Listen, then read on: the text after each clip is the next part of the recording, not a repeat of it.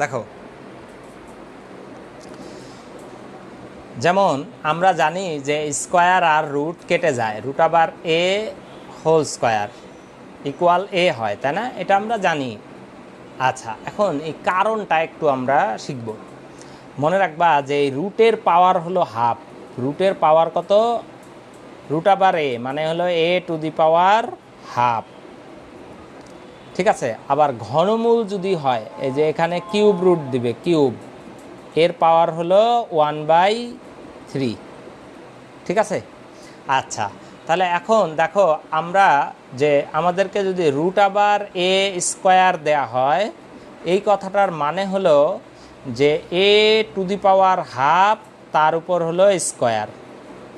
পাওয়ারের উপর পাওয়ার থাকলে পাওয়ারগুলো পরস্পর গুণ হয়, তাহলে হাফ আর গুণ 2 হবে, 2 হয়ে কাটাকাটি যাবে, যে এ টু দি পাওয়ার 1 মানে হলো এ।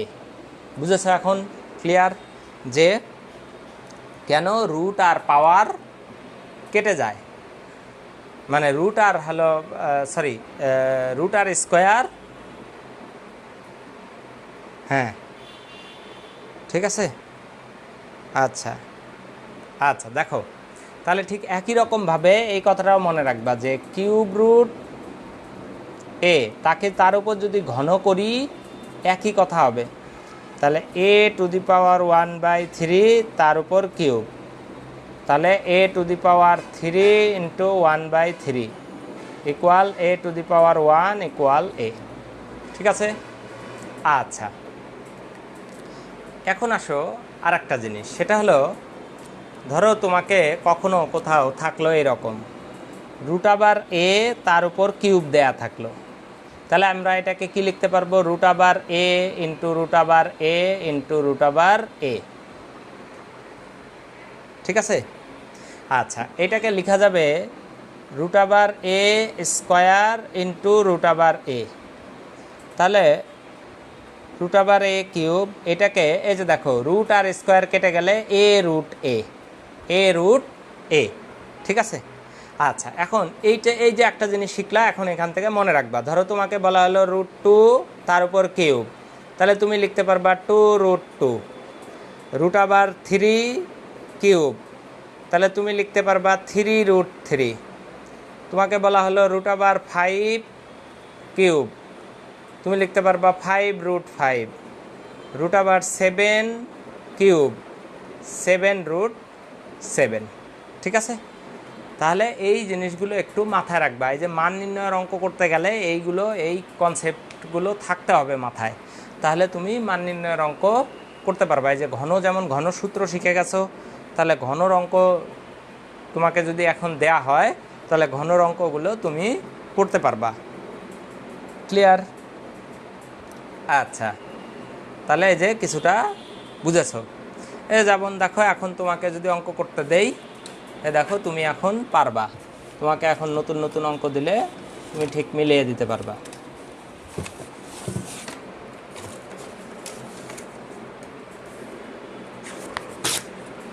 হ্যাঁ, যেমন তোমাকে এখন ধরো একটা অঙ্ক দেওয়া হলো এরকম, ধরো তোমাকে বলা হলো যে x প্লাস 1/x ইকুয়াল 10 হলে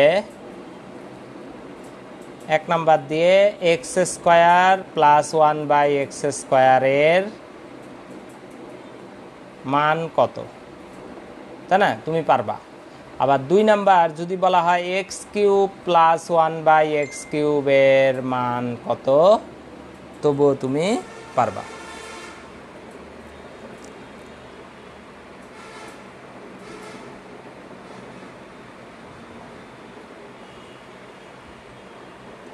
হ্যাঁ, ঠিক আছে।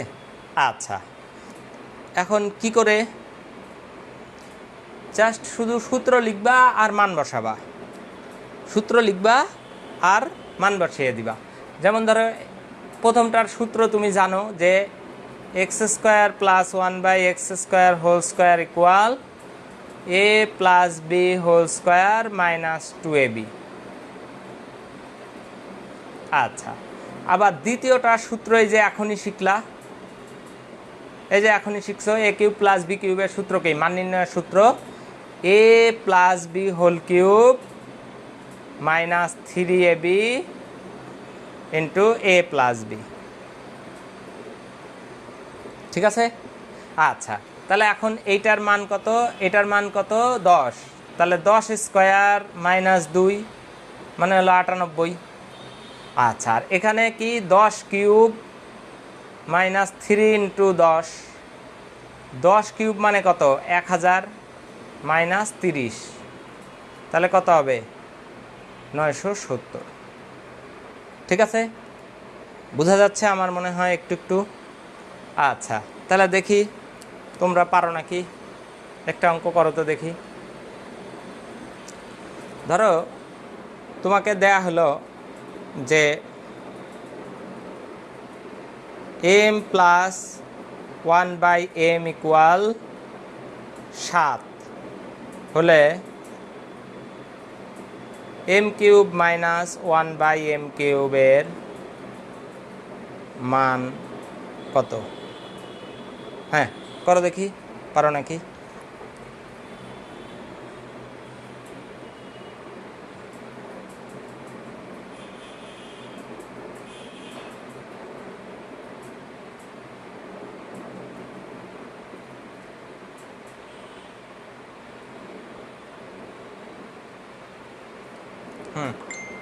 করো, যে অঙ্কটা করে দিছি।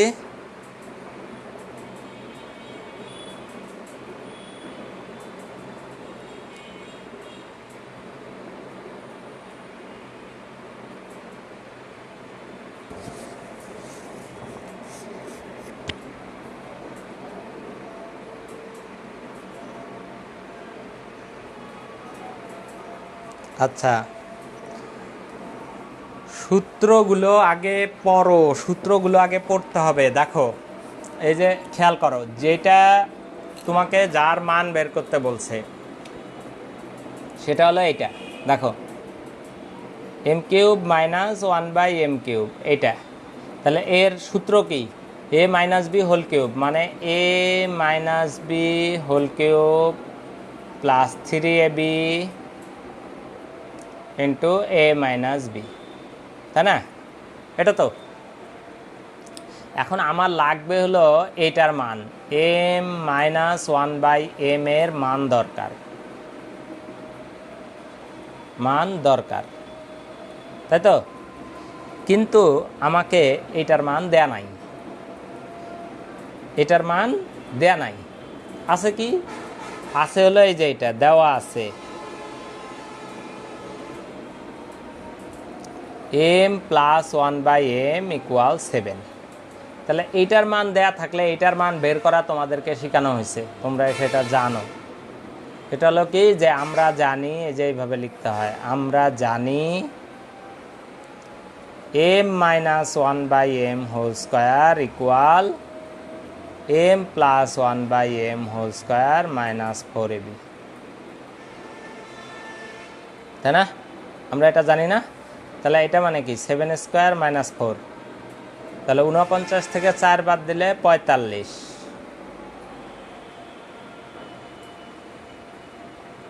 তাহলে m minus 1/m equal root আবার 45। ঠিক আছে? আচ্ছা, এই যে রুট আবার 45 পেয়ে গেলা।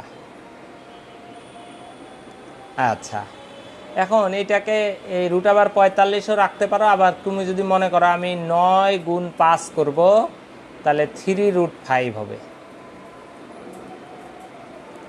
ঠিক আছে, 3√5। এখন এই যে এখানে মান বসিয়ে দাও, এই যে এখানে লাল কালি দিয়ে মান বসিয়ে দিচ্ছি। দেখো, এই যে আমরা যে মানটা পেলাম, এই মানটা এই যে সূত্র লিখে রাখছি, মানে তোমার অঙ্কটা হবে এখান থেকে দেওয়া আসতে থেকে শুরু হবে, তারপরে আমরা জানি থেকে এটা নিয়ে আসলা, তারপরে লিখবা প্রদত্ত রাশি, এই যে প্রদত্ত রাশি, প্রদত্ত রাশি লিখে এটা। এখন তাহলে তুমি কি করবা, এই 3√5 দিয়ে দিবা প্লাস 3 ইন্টু 3√5। আচ্ছা, কিছুক্ষণ আগেই কিন্তু এই যে ঘন করা শিখেছি, তাই না? দেখো এই যে এখানে একটু লিখে দেই, ভালো করে এটা মনে রাখবা। 3√5 কিউব, এই কথাটা মানে হলো 3 কিউব ইন্টু √5 কিউব। 3 কিউব মানে কত? 27। আর 5 কিউব মানে 5√5। ঠিক আছে, 5√5। তাহলে 27 আর 5 গুণ করলে কত হয়? 27 গুণ 5 কত হয়? 135।